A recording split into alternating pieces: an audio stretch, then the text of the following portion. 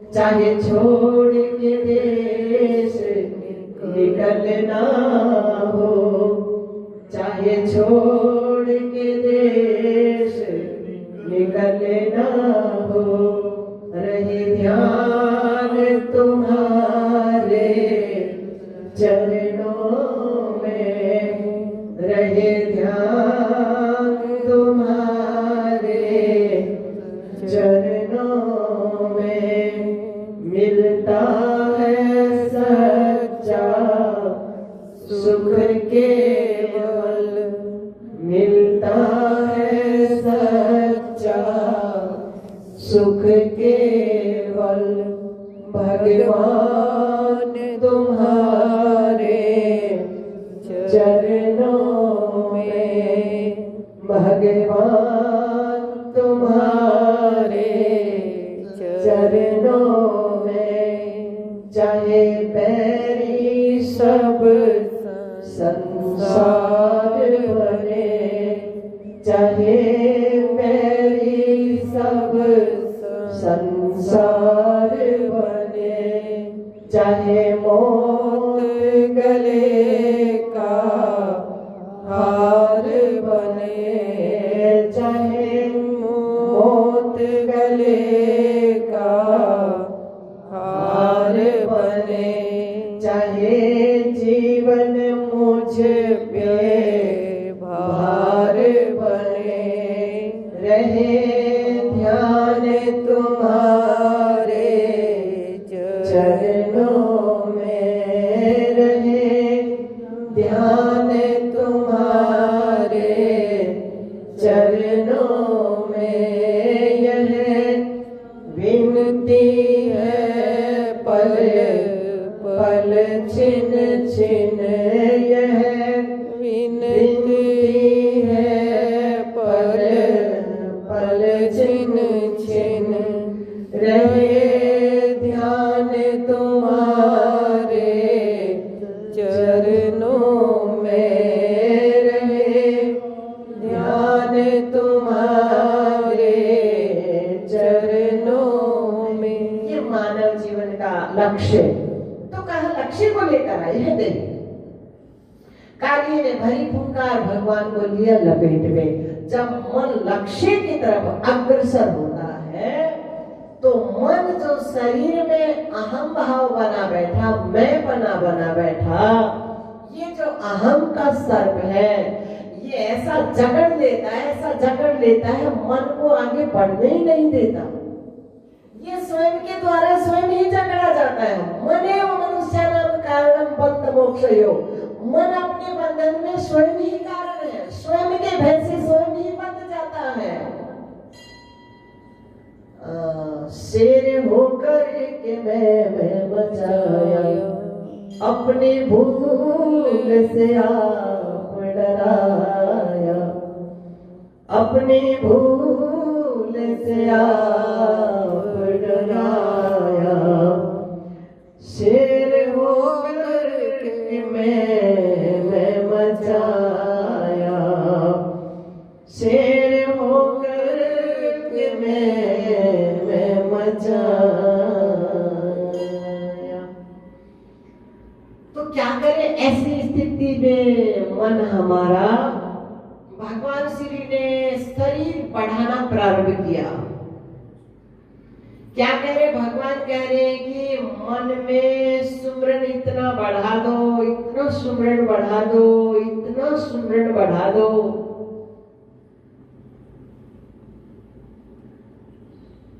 भगवान ने शरीर का विस्तार प्रारंभ किया। इसका मतलब है कि हमारा मन भी इतना विराट में रमण कर जाए, इतना विराट का चिंतन बढ़ाए। कौन है विराट? परमात्मा। चेतना रूप से भगवान विराट हमारे शरीर रूपी घर में ही है। उन्हीं विराट का ये बाह्य जगत रूप है महाराज। तो मैं स्वयं से बंध ही कैसे सकता हूँ? ऐसा सुंदर भाव मन में रखे, और फिर जब ऐसा दिव्य भाव मन में आ जाए तो अहंकार को स्थान न दे। फिर महाराज ध्यान रहे, सावधान रहे, सावधानतया शृणु। जैसे आगे महाराज में सुनेंगे कल, बिल्कुल भगवान के निकट जाने के बाद भी मनों ने अहंकार को स्वीकार कर लिया कि हमको पहले मिले भगवान, तो अहंकार को न छूने दे, ये सिखाते हुए भगवान ने फिर छोटा सा रूप धारण किया। काली की रग रग ढीली हुई तो छोटा सा रूप धारण किया और फलों पे ऐसा सुंदर नृत्य किया। फिर हमारा मन जितासनो, जित श्वासो, जित संगो, जितेंद्रिय ऐसा नृत्य करेगा ब्रह्म गुफा में जाकर के महाराज, आनंदित हो जाएगा। नाग पत्नियों ने भगवान की आराधना की, स्तुति की, हमारे पति के प्राणों की भिक्षा दे दो। ठीक है, भगवान नीचे उतरे। कालिये ने फिर फुंकार भरी, अब क्या बचा भाई? कहा भगवान बचेगा क्या, सब कुछ तो आप ही हो। सृष्टि की रचना आपसे, सृष्टि का रूप आप ही हो, संरक्षण आप ही हो, प्रलय आप ही हो, हम सबको आपने ही बनाया, सब तो आप हो। तो तेरा तेरे अर्पण क्या लागे मेरा, बस मैं तो अपने सौभाग्य का वर्णन कर रहा हूँ, बाकी है तो सब कुछ आप ही का। और इस आरती की लाइन को साकार रूप दिया कालिये ने, तन मन धन सब कुछ तेरा, सब कुछ तेरा, सब कुछ तेरा। तो अब रमणीक द्वीप तुम्हारे लिए बनाया है, वहां जाकर रहो। ठीक है, भगवान को मस्ती पे पधराए हैं, बाहर लेकर आए। ब्रजवासियों ने देखा, जल्दी छलांग लगाओ, कन्हैया कोई ना, ये भगत है, भगवान को बाहर छोड़े हैं। और कालिया अपनी पत्नियों के सहित रमणीक द्वीप को प्रस्थान किया है। रात्रि को भगवान ने वही विश्राम किया और देखा कालिये के विष से संपूर्ण औषधियां विषैली हो चली हैं, सो अग्नि को प्रकट किया है। सब ब्रजवासी भगवान की शरण गए, भगवान ने अग्नि का पान किया। अब भगवान माथुर देश में गए हैं, वहां ब्राह्मण यज्ञ कर रहे हैं। ब्राह्मण पत्नियों का भाव है कि भगवान का अवतार हुआ है, हमने सुना है। और हमने ये सुना है कि सावरे घनश्याम तुम तो प्रेम के अवतार हो, सावरे घनश्याम तुम तो प्रेम के अवतार हो। और हमारा मन आप पे रमण किया हुआ है, हमारा मन आपको स्वीकार करता है, तो आप हमें भी दर्शन दें। उन देवियों का भाव पूर्ण करने के लिए भगवान आज अपने बाल बालों के साथ माथुर देश पहुंचे हैं और अपने बाल गोपालों से कहा, तुम जाकर देखो, थोड़ी दूरी पे ब्राह्मण देवता यज्ञ कर रहे हैं, कुछ भोजन की सामग्री ले आओ, बड़ी भूख लगी है। बाल गोपाल गए हैं, भोजन की याचना की, तो ब्राह्मण देवताओं ने कहा, अभी यज्ञ हमारा पूरा नहीं हुआ है, पूर्णाहुति के बिना हम बीच में भोजन नहीं दे सकते हैं। वापिस आ गए। क्या हुआ? नहीं महाराज मना कर दिया। तो ब्राह्मण पत्नियों के पास गए क्या? नहीं, वहां तो नहीं गए, जाओ ना घूम घुमा कर ब्राह्मण पत्नियों के पास गए। देवियों, थोड़ी दूरी पे हमारे कृष्ण गोचारण के लिए आए हैं और बड़ी भूख लगी है, कुछ खाने की सामग्री मंगाई है। सुनते ही कृष्ण आए हैं, सब भूल गई और अपने भोग की सामग्री जो तैयार की हुई थी सब उठाई और पहुंच गई भगवान श्री को और सभी ग्वालों को भोजन कराया है। और फिर होश में आए तो महाराज, अब हमारे पति हम पे क्रोध करेंगे नहीं देवी, तुम्हारे पतियों का यज्ञ तो क्या हो गया, पूर्ण हो गया है, अब कोई विरोध नहीं करेगा आपका। और ऐसा ही घटित हुआ। भगवान ने यहाँ उपदेश दिया है कि भूखे को भोजन कराना भी यज्ञ है, प्यासे को पानी पिलाना भी यज्ञ है, आवश्यकतामंद को आवश्यकता की सामग्री देना क्या है, यज्ञ है। लेकिन सबसे बड़ा यज्ञ आत्म रूपी अग्नि में अपने इंद्रियों को, प्राणों को, मन को होम देना, ये ज्ञान यज्ञ है, ये श्रेष्ठ यज्ञ है, ये दिव्य यज्ञ है। ऐसा उपदेश देते हुए भगवान श्री गोचारण कर आए हैं। दिव्य दीपावली का पर्व आया है, सबने अगले दिन सबको राम राम किया है और आज घर में भांति भांति के मिष्ठान बन रहे हैं। पूछ लिया माता से माँ काय की तैयारी हो रही, कौन देवता की पूजा की तैयारी। माँ यशोमती ने कहा अपने बाबा से पूछो, हमारे पास समय नहीं है। बाबा के पास जाकर पूछा, बाबा कौन देवता की पूजा होने वाली है। तो नंद बाबा ने कहा, लाला हम प्रतिवर्ष देवराज इंद्र की पूजा किया करते हैं। क्यों बाबा? देवराज इंद्र की पूजा करेंगे, वो मेघों को आदेश देंगे, मेघ जल की वृष्टि करेंगे, जिस जल को पाकर भूमि में बीजा हुआ अन्न पैदा होगा, जिस अन्न के सहारे जीवों का जीवन टिका हुआ है।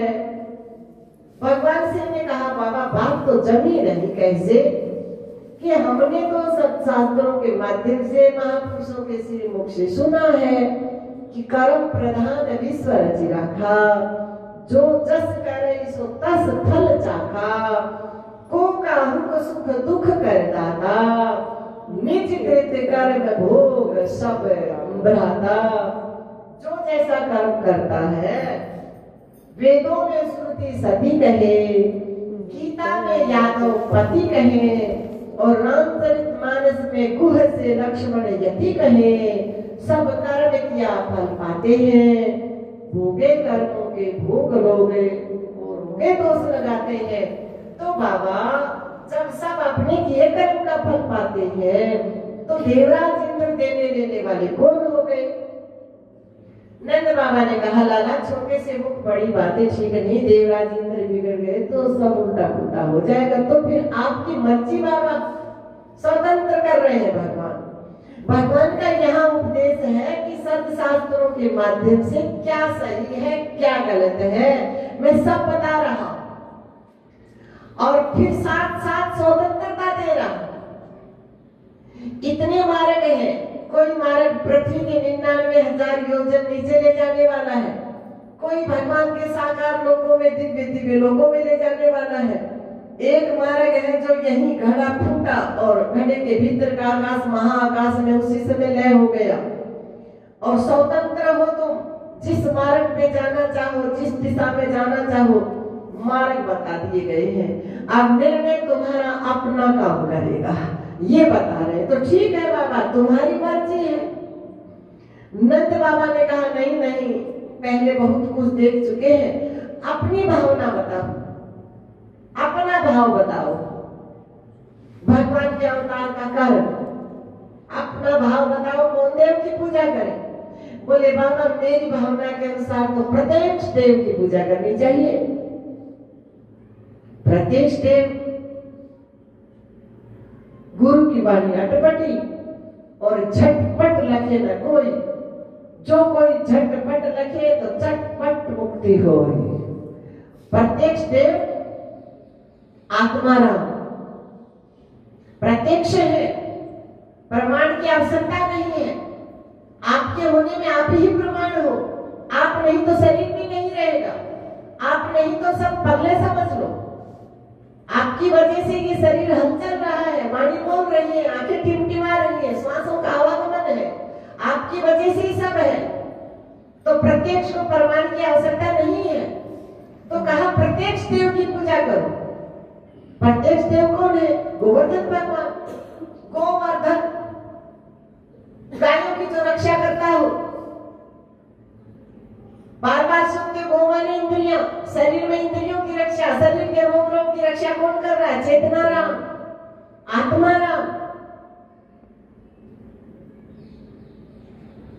तो जो गायों का संरक्षण करे, उनका वर्धन करे, उनकी देख रेख करे, उसका भजन करना चाहिए। भाव ये है। दूसरा भाव ये है, भगवान ये कहना चाहते हैं कि संपूर्ण सृष्टि मुझसे निकली है। घड़ा मिट्टी से बना है, तो घड़े में क्या है? मिट्टी है, मिट्टी का ही रूप है। तो संपूर्ण सृष्टि मुझसे निकली है, तो संपूर्ण सृष्टि मेरा ही रूप है। एक मिट्टी के ढेले में भी आपका भाव की प्रधानता है। भाव का भूखा होने बस भाव ही एक सार है, और भाव से मुझको भजे तो भाव से बेड़ा पार है। एक मिट्टी के ढेले में भी आपका भाव मुझ में होगा, तो मैं उस मिट्टी के ढेले के माध्यम से आपका मनोरथ सिद्ध करूंगा। ये दिखाते हुए, ये कहते हुए, दूसरा साकार श्री विग्रह से हमेशा हमेशा आपका संग मुझसे बना रहना संभव नहीं है। ये सृष्टि सारी मेरा रूप है, जहां आपका मन रमे, जहां आपका मन लगे। पूछा ना सुखदेव जी महाराज ने राजा परीक्षित को यही बताने के लिए तो पूछा, राजन जो मन दशा तुम्हारी हुई है, मन में जो शांति, जो आनंद, जो मन आपका अपने स्वभाव में गया है, इसी स्थिति को प्राप्त होने में पात्रता क्या चाहिए? कौन देव की पूजा करने? महाराज परीक्षित ने पूछा कौन से कार्य को सफल करने के लिए कौन से देव में मन लगाना चाहिए, कौन से देव की आराधना करनी चाहिए? तो उसी बात को यहाँ भगवान पक्का कर रहे हैं कि तुम्हारा मनोभाव जहां जम जाए, जहां तुम्हारा मन ठहर जाए, बस वही पूजा तुम्हारी सफल हो गई है। तो कह रहे गोवर्धन भगवान की पूजा करो, क्या भोग लगे आपकी मर्जी हो। तो भाव के भूखे हैं, सभी को कहला दिया, सभी ने अपने अपने पात्रों में भोग की सामग्री रखी है, गोवर्धन भगवान की तरफ प्रस्थान किया है। अब भगवान श्री ने एक रूप बनाया पुजारी जी का और दूसरा चतुर्भुज रूप बनाया सज धज कर, और पर्वतराज की चोटी पे विराजमान हो गए। बोली गोवर्धन भगवान की जय। चोटी पे विराजमान हुए, और कह रहे स्नान ले आओ, जल ले आओ, महाराज स्नान कराएंगे गोवर्धन भगवान को। अपनी यथाशक्ति के अनुसार ले आए, लेकिन भाई हम थक गए हैं। तो फिर तुम भगवान की शरण में जाओ, भाव बढ़ा रहे हैं, मन को सब ओर से समेट कर एक में लगाने की युक्ति बता रहे हैं। ये पुष्टि भक्ति है जो आप ठाकुर जी को रखते हो, स्नान कराना है ना। तो इस भाव से मन उधर से सिमट कर कहाँ लग जाता है? यहाँ लग जाता है पूजा में।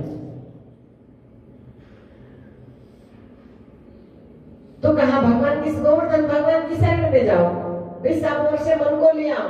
ये दिखा रहे तुम्हारा मनोरथ सिद्ध कैसे हो सकता है। सबके सब गोवर्धन भगवान की शरण में आए तो देखते देखते मानसी गंगा प्रकट हो गई। बोली मानसी गंगा की जय। 2007 में अपना जहां आश्रम है हरियाणा में, वहां जल की व्यवस्था नहीं थी। पूरे आश्रम को जगह जगह बोकी लगाकर देख चुके थे, बिल्कुल एकदम कड़वा पानी होता था। और 2007 में लक्षचंडी यज्ञ का संकल्प हो गया। 2500 ब्राह्मण आ गए, कम बुलाए ज्यादा आ गए। और मैं फिर अपने गुरुजी का वहां प्रतिमा है, वहां जाकर गुरुजी संकल्प भी पानी से होता है, और इतने भूदेवता और फिर इतना भगत समाज। तो बिल्कुल हम बात कर रहे हैं वैसे कह रहे हैं। अमुक जगह जाकर देखो, अब जल मीठा मिलेगा। गुरुजी कई बार देख चुका है, आप जाकर देखो तो सही। वहां जाकर बुकी लगाई, पुराना माता जी का गेट बना हुआ है, वहां झूला लगा हुआ है। तो एकदम गुप्त सरस्वती प्रकट हुई। और जहां 6 एकड़ जमीन जो ठेके पे ली थी यज्ञ के लिए, वहां उस एरिया में भी टीबल लगे हुए, मीठा पानी हो गया। और अपने आश्रम में जहां देखो पानी स्वस्थ है। तो यहाँ मानसी गंगा प्रकट हो गई। भगवान गुरुजी और भगवान तो दो है ही नहीं, वो तो एक है। और उनको क्या देर लगती है, कर तुम अन्यथा कर तुम, सर्वसमर्थ है महाराज वो तो मानसी गंगा प्रकट हुई। अब भोग ले आओ, सब अपना अपना भोग ले आए। भगवान ने भोग स्वीकार किया और नारद जी को मौका मिल गया लीला करने का। पहुंच गए देवराज इंद्र के यहाँ। देवराज इंद्र ने कहा, नारद जी महाराज बड़े खुश लग रहे हो, कहाँ से आ रहे हो? कहा देवराज इंद्र, आपकी भी खुशी का ठिकाना नहीं रहेगा। जहां से मैं आ रहा हूं वहां यदि आपका मन चला जाए तो। इशारा किया महाराज, वो देखो महाराज गोवर्धन पर्वत की चोटी पे महाराज वो नंद का लाला अपनी पूजा करवा रहा है। अब आपको कोई पूछने वाला नहीं, आपकी कोई जुम्मेवारी तो बची नहीं महाराज देवराज इंद्र। अब महाराज रुद्राक्ष की माला लो, मंत्र दीक्षा हम देते हैं, जाप करो महाराज। नारायण नारायण नारायण नारायण नारायण नारायण नारायण नारायण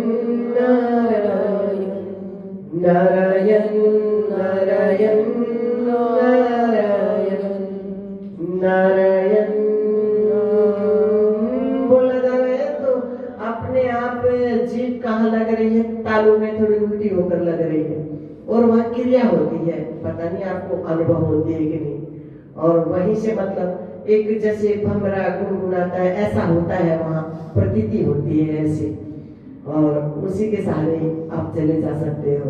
नारायण नारायण, जिस नाड़ी में हलचल हो रही है और जीव को प्रतीत हो रहा है, और वही वो नाड़ी है जो सुषुम्ना है।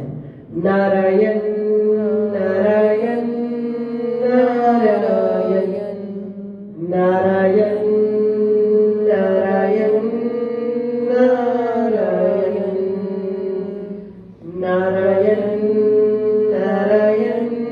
जी खेचरी मुद्रा की तरफ जा रही है, थोड़ा सा उल्टा हो रही है। नारायण नारायण नारायण नारायण। ये क्रिया बाकी शरीर का भान होने से छुड़ाने के लिए है। बाकी शरीर से मन हट जाएगा, यहाँ आ जाएगा। नारायण नारायण नारायण। मन यहाँ से ऊर्ध्वगामी हो जाएगा अपने आप ही छलांग लगाकर। उतना चक्कर लगाने की आवश्यकता नहीं फिर। नारायण नारायण नारायण नारायण नारायण नारायण नारायण नारायण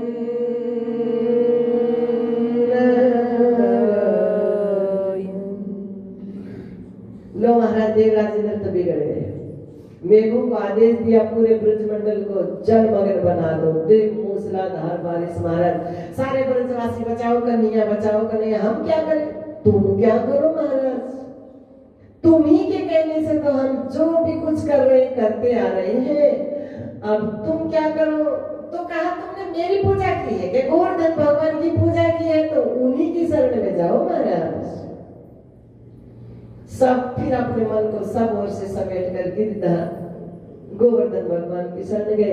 भगवान कहे शांत हो जाओ। गोवर्धन भगवान कुछ कह रहे हैं।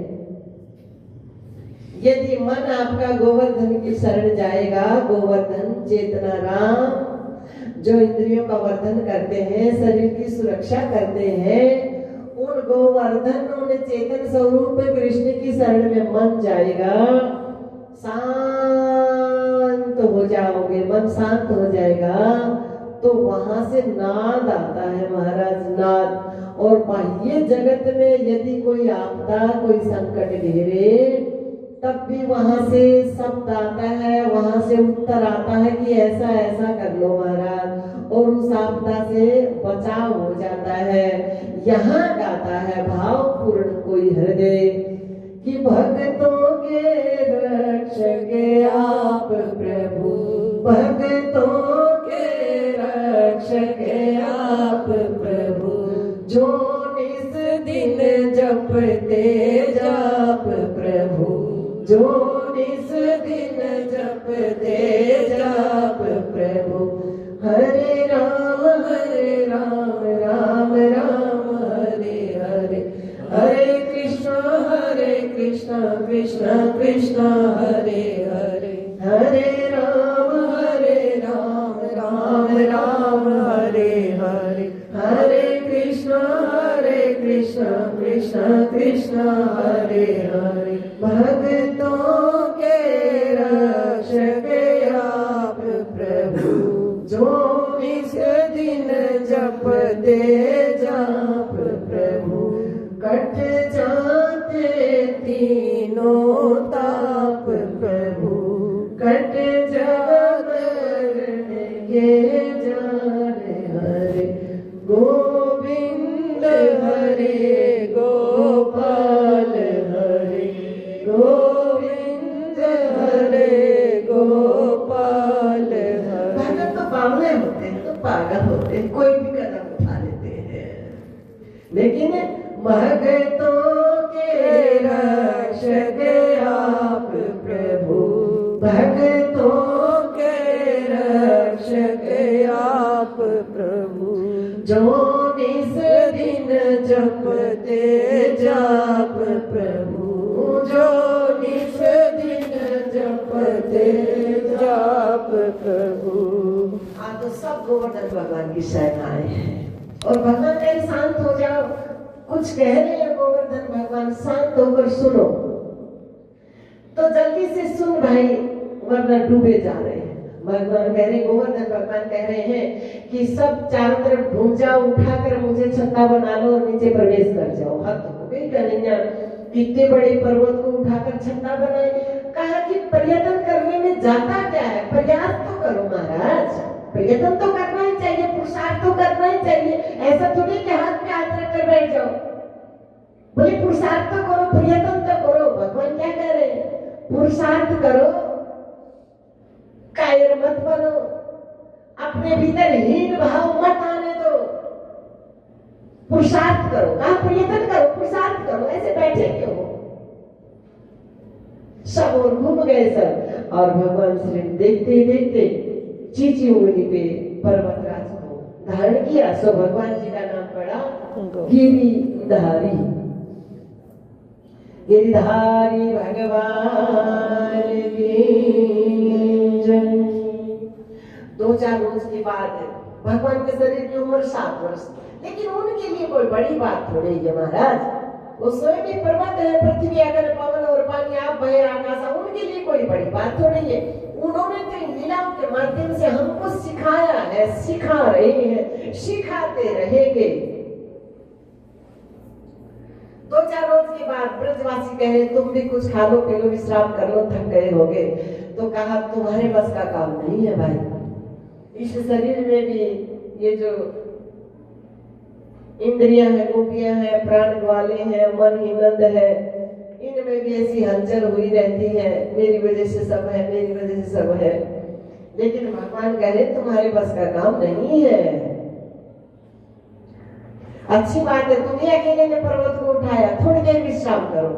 चित्त के आगे जरा सी चिकची उंगली नीचे की, सबके लट्ठी डंडे चटाचट चटाचट, बचाओ कन्हैया, बचाओ कन्हैया, बचाओ कन्हैया। पुनः पर्वत को धारण किया और भगवान श्री का सुदर्शन चक्र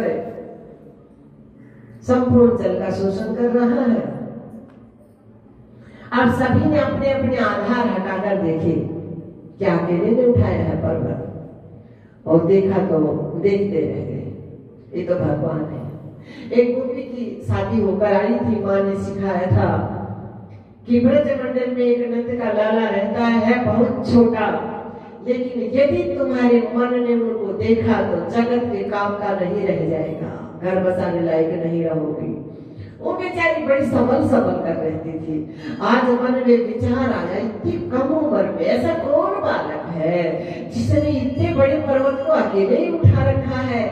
मन को आंख में बैठाकर जो झांकेगी तो वही कितना समय जो ही बर्बाद हो गया, और वही शरीर क्या हो गया, गिर गया। गिरधारी की झांकी लिए लिए वही गोपी कलयुग में मीरा के रूप में आई, और समाज नहीं स्वीकार कर सका, नहीं लाभ उठा सका। तो फिर गिरधर गिरधर करती हुई, क्योंकि मीरा के प्रत्येक पद में गिरधर शब्द अवश्य मिलेगा। गिरधारी की झांकी मन में बसी हुई थी, तो फिर गिरधर गिरधर करते हुए गिरधर के साथ शरीर क्या हो गई, एक हो गई। अब देवराज इंद्र ने देखा भगवान श्री ने पर्वतराज को यथास्थान पे स्थापित किया है। देवराज इंद्र को बात समझ में आई है। दिव्य गाय के दूध के द्वारा अभिषेक किया है, 10 लोगों में स्तुति की, भगवान की प्रसन्नता पा करके देवराज इंद्र महाराज लौटे हैं महाराज। ओ शिव। अब आगे का प्रश्न